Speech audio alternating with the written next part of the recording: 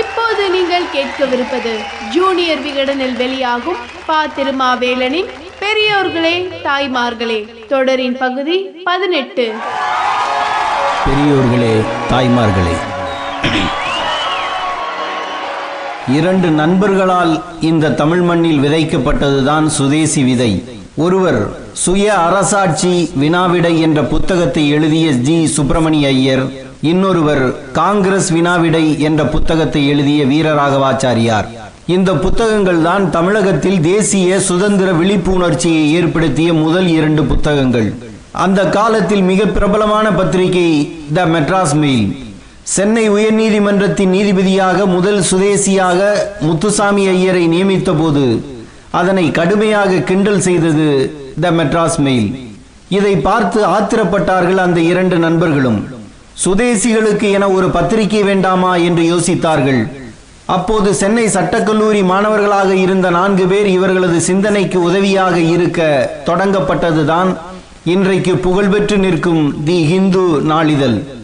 தமிழ் மக்களுக்கு எழுச்சி ஏற்படுத்த வேண்டுமானால் தமிழில் நாளிதழ் தொடங்க வேண்டும் என்று திட்டமிட்ட ஜி. சுப்பிரமணிய ஐயர் சுதேசத்தின் போர்வாளாக சுதேசமித்திரனை தொடங்கினார்.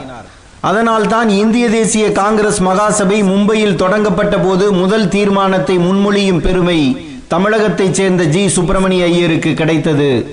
பாரதியாரை மதுரையில் இருந்து சென்னைக்கு அழைத்து வந்ததும் இவர்தான். அதாவது தமிழகத்தில் தேசிய எண்ணத்தை விதைக்க முழு முதல் காரணமானவர் ஜி. சுப்பிரமணிய ஐயர். தஞ்சை மாவட்டம் திருவையாற்றில் பிறந்து சென்னை திருவல்லிக்கேணியில் முடிந்தது அவரது வாழ்க்கை. தான் வாழ்ந்த 60 ஆண்டுகளில் முதல் 20 ஆண்டுகள் நீங்களாக 40 ஆண்டுகளும் பத்திரிகையாளராக, சுதந்திர போராட்ட வீரராக, சமூக சீர்திருத்தக்காரராக தமிழ்நாட்டின் எல்லா ஊர்களுக்கும் போய் தன் எண்ணங்களை விதைத்தவர் ஜி. சுப்பிரமணிய ஐயர். ஒரு கொள்கைக்காக கூட்டம் போடுவது, ஊர் ஊராக போய் பேசுவது, சென்னையில் தொடங்கி கன்னியாகுமரி வரை வரிசையாக தொடர்ந்து பேசிக்கொண்டே போவது, கூட்டம் முடிந்ததும் துண்டறிக்கைகள் கொடுப்பது, சிறு வெளியீடுகளை விற்பனை செய்வது, இவை அனைத்தையும் சுதந்திர போராட்ட காலத்தில் முதலில் தொடங்கியவர் ஜி. சுப்பிரமணிய ஐயர் தான் என்று வாழும் வரலாற்றாசிரியர் பேசு மணி சொல்கிறார். காந்தி வந்த பிறகுதான் அந்நிய துணிகளை வெறுக்கச் சொன்னார் என்றும் வெள்ளையர் கொடுத்த பட்டங்களை விடுக்கச் சொன்னார் என்றும் திரும்ப படிக்கிறோம். ஆனால் காந்தி இந்தியா வருவதற்கு முன்பே, அவர் தென்னாப்பிரிக்காவில் இருக்கும் போதே இந்த 2 போராட்ட வழிமுறைகளையும் பின்பற்ற தொடங்கிவிட்டது தமிழகம். அதனை தூண்டியவர் ஜி. சுப்பிரமணிய ஐயர். இவ்வளவு பெருமைகளை கொண்ட அவரை காங்கிரஸ் மகாசபை தலைவராக விடவில்லை. ஒரு முறை கூட அவரை தலைவராக்க யாரும் விடவில்லை. என்ன காரணம்? ஜி. சுப்பிரமணிய ஐயர் வெறும் சுதந்திர போராட்ட வீரர் மட்டுமல்ல, சமூக சீர்திருத்தவாதியாகவும் இருந்தார். காங்கிரஸ் மகாசபைக்குள் இருந்து கொண்டே ஜாதி அமைப்பை மிக கடுமையாக சாடியவர் இவர். சாதி அமைப்பு இமயமலை போன்றது. ஒன்று நாம் அதை வீழ்த்த வேண்டும், இல்லை என்றால் நாம் வீழ வேண்டும் என்று சொல்பவராக இவர் இருந்தார். காங்கிரசின் வேலை திட்டங்களில் சமூக சீர்திருத்தம் இடம்பெற வேண்டும் என்று வாதாடினார். காங்கிரஸ் மகாசபையை தொடங்கிய ஆலன் ஆக்டோவியன் ஹியூம் சென்னை வந்திருந்த போது தனது நண்பர்களை அழைத்து சென்றார் ஜி. சுப்பிரமணிய ஐயர். அரசியல் பேசுபவர்கள் சமூக சீர்திருத்தத்தில் போதிய கவனம் செலுத்துவதில்லை என்று ஜி. சுப்பிரமணிய ஐயர் சொல்ல, அரசியல் பிரச்சனைகளையும் சமூக சீர்திருத்தத்தையும் ஒன்றாக கலக்கக்கூடாது என்று ஹியூம் கைவிரித்தார். உள்நாட்டு நம்பிக்கைகளில் நாங்கள் தலையிட மாட்டோம் என்று விக்டோரியா அறிவித்திருந்ததை வழிமொழிந்தார் ஹியூம். ஆனாலும் ஜி. சுப்பிரமணிய ஐயர் விடவில்லை. காங்கிரஸ் மாநாட்டில் சமூக சீர்திருத்தம் பற்றியும் பேச வேண்டும் என்ற இவரது கோரிக்கை வலுப்பெற்றது. தேச விடுதலையா சமூக விடுதலையா என்ற விவாதம் காங்கிரஸில் தொடங்கியது. சமூக விடுதலை பற்றி பேசினால் அது தேச விடுதலைக்கு இடைஞ்சலாக இருக்கும் என்று சொன்ன சிலர் காங்கிரஸ் மாநாட்டின் 2வது நாள் தேசிய சமூக மாநாட்டை தனியாக நடத்தலாம் என்று சமாதானம் செய்தார்கள்.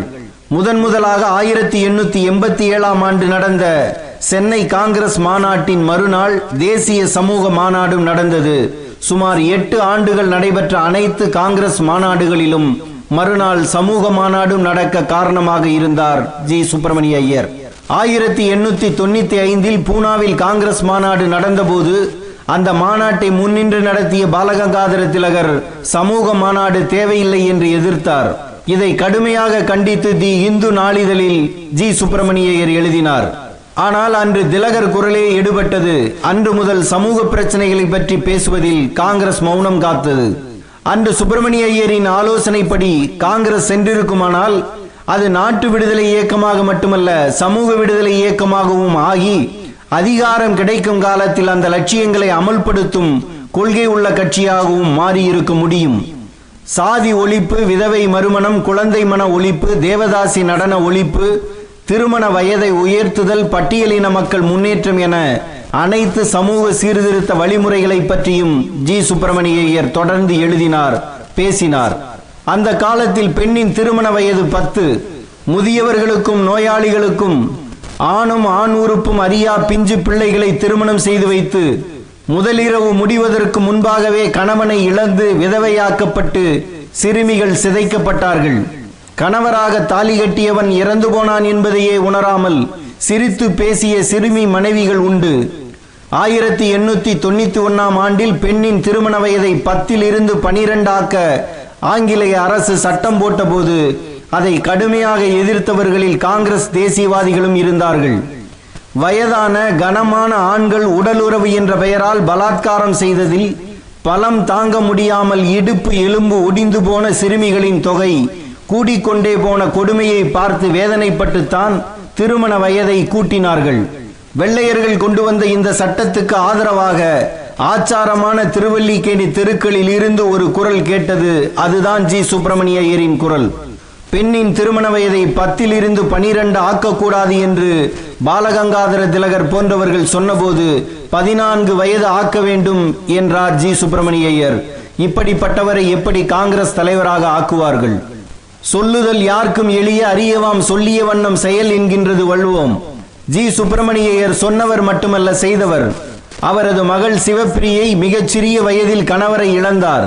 இவருக்கு மறுமணம் செய்து வைக்க நினைத்தார் ஜி சுப்பிரமணிய ஐயர். வைதீகம் அவரை விடவில்லை.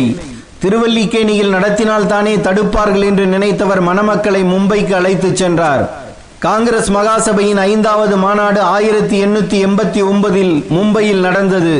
பாலகங்காதர திலகர், கோவிந்த வல்லபர் ஆனடே, சார்லஸ் பிராட்லா, வில்லியம் வெட்டர்பன் ஆகியோரின் வாழ்த்துக்களுடன் சிவப்பிரியை ராமசாமி திருமணம் நடந்தது.